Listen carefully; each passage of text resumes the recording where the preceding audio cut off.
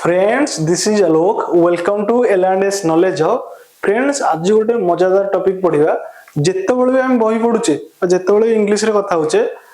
ए आन दी कंपलसरी आसीयो ना नहीं कंपलसरी आसुची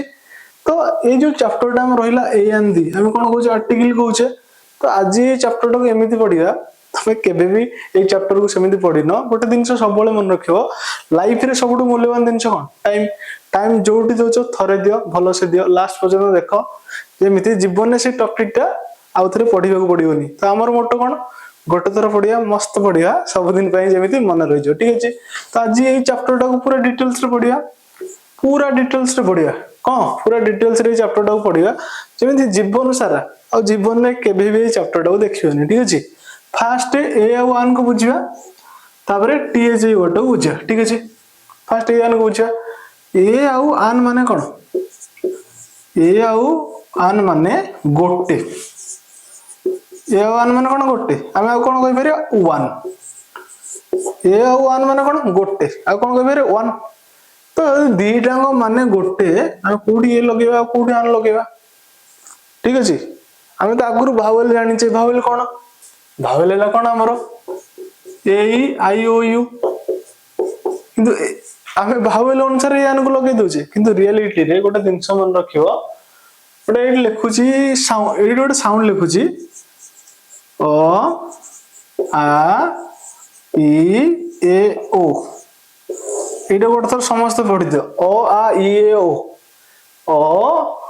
आ ई ए ओ जेतेबेले साउंड आसीबो ए साउंड अनुसार हमें ए आन रो व्यवहार करिया केमिति ए आन रो अर्थ कोन गोटे जेमिति कि मटी लिखुची elephant E L E P H A N T elephant elephant यदि गोटे तो हम एलिफेंट लिखिया जेहेतु एलिफेंट गोटे हाथीटा गोटे हम ए आन भीतर गोटे लगेबा जेतेबेले एई भलिया सिचुएशन आसीबो ए स्टार्टिंग लेटर टा को पढिबो एलिफेंट ए जो साउंड आछी एई पांचटा जो साउंड कहली ओ आ ई ओ ए साउंड भीतर आसुची कि एलिफेंट वाटर लिखिली सब फोकस करनी स्टार्टिंग लेटर टा फोकस करो ए साउंड आछी भावेल ले फोकस करियोनी ए जो पांचटा साउंड मो लिखि जे एडी फोकस करिवो ओ आ ई ए ओ एडी फोकस करिवो आउ एतले वर्ड टा को पढिवो सेटा गोटे हेतु वर्ड टा को पढिवो ए स्टार्टिंग लेटर टा को पढिवो ए साउंड आछी एडी आसुची आगु को साउंड को जाय भावेल साउंड को जाय कोन को जाय जेतेबेले आमे स्टार्टिंग लेटर टा पढिला बेले उच्चारण कला बेले यदि स्टार्टिंग रे भावेल साउंड आसुथियो जेमति ए एलिफेंट ए साउंड इज कमिंग एडी ए भी अछि तो आ पूर्व आन लगेबो कोन लगेबो आन जेतेबेले भावेल साउंड आसो आन लगेबो पिला भी कन्फ्यूज तो आमे किछि पिला अछंती भावेल अनुसार लगेइ दंती गोटे लिखुची जेमति कि गोटे सेकंड नोट क्लियर कर दे ठीक अछि तो पिला कंफ्यूज जानती एमे गोटे लिखली एमएलए लिखि देली हमर विधायक एमएलए कहउछ ना कोने कहउछे एतले एमएलए स्टार्टिंग गोटे पड़ एमएलए ए साउंड आछी एडी भावेल साउंड एठी एटा देखि एठी भावेल नाही नु भावेल साउंड स्टार्टिंग रे होची एमएलए सेति भाई आ पूर्व आन लागियो ठीक अछि आ सेमि एग्जांपल ले जो आंट कोन आंट भावेल साउंड होची आ एडी होची आ एडी लागियो आन कोन लागियो आन आंट ठीक अछि आन आंट एडी लागियो ईगल ईगल स्टार्टिंग साउंड कोन ई एडी होची कोन ई एडी कोन लागियो आन कोन लागियो ठीक अछि तो आन कोड लागिले तुम बुझी गलो आउ पूरा एटा कोड लागियो तुम इजी रे पूरा बुझी जो आउ डाउट टोटली किछ रहइबोनी एडी देखो मन देखि सुनिबो भावेल साउंड समस्त मन रखि दे म लिखै दोची ओ आ ई ए ओ कोन ओ आ ई ए ओ देखो मन देखि देखो एटा किछ डाउट रहइबोनी एडी मोटे वर्ड लिखुची डॉग कोन डॉग आ एठी लिखुची गोटे कोन ईगल ई ए जी एल ईगल हमरो मेन टारगेट कोन फर्स्ट लेटर टा पढिबा डटा कोन भावेल साउंड हम कोन ओ आ ई ए ओ ड जेतले भावेल साउंड स्टार्टिंग लेटर आसीबनी ए लगेबो यदि ईगल पलाले स्टार्टिंग साउंड कोन आसी ई भावेल साउंड आसले आन लगेबो ଯେତେବେଳେ ଷ୍ଟାର୍ଟିଂ ଲେଟର ରେ ଆଉ ଏଇଠି ଆମେ ଏ ଆନ୍ ଯୋଉ ଲଗାଉନି କି ଏଇଟା କେବଳ ଗୋଟେ ହେଇଥିବା ଦରକାର, ନହେଲେ 5ଟା କୁକୁର ହେଇଥିବ ତମେ ଲଗେଇଦବ ଏ 5ଟା କୁକୁରକୁ ଆମର କଣ କହିବା 5 dogs। ଏ ଆନ୍ କିଛି ଆସିବନି, ଏ ଆନ୍ କେତେବେଳେ ଆସିବ ସେଟା ଗୋଟେ ହେଇଥିବା ଦରକାର, ଗୋଟେ ହେଇଥିବା ଦରକାର, ଯେମିତି କି ଗୋଟେ ହେଇଥିବ। ତାପରେ ସିଚୁଏସନ କଣ ଦେଖିବ, ଏଇ ଷ୍ଟାର୍ଟିଂ ଲେଟର ଟାକୁ ପଢିବ, ଯଦି ଭାୱେଲ ସାଉଣ୍ଡ ଆସୁଛି ଭଲ କଥା, ନ ଆସିଲେ ଏ ଲଗେଇଦବ, ଯଦି ଭାୱେଲ ସାଉଣ୍ଡ ଆସୁଛି ଆନ୍ ଲଗେଇଦବ। ଏ ଆନ୍ ପୁରା ବୁଝିଗଲ ଡିଟେଲ୍ସ ରେ, ମସ୍ତ ପୁରା ବୁଝିଗଲ, କଣ ବୁଝିଗଲ ପୁରା ମସ୍ତ ବୁଝିଗଲ। ତାପରେ ଆସିଲା ଆମର THE ୱାର୍ଡ। THE ୱାର୍ଡ କୁ ଆମର ଯୋଉ THE ୱାର୍ଡ ଅଛି, କଣ ଅଛି ଏ ଯୋଉ THE ୱାର୍ଡ, THE ୱାର୍ଡ କୁ କିଛି ଲୋକ ଦ କୁହନ୍ତି ଆଉ କିଛି ଲୋକ ଦି କୁହନ୍ତି। এইটা বুঝিয়ে তার কোন সিচুয়েশন রে THE ওয়ার্ড লাগে দেখ, এটি ଗୋଟେ লেখিছি ইগল, ইগল লেখিলি ଆଉ এটা লেখিলি ডগ লেখিলি, ঠিক আছে।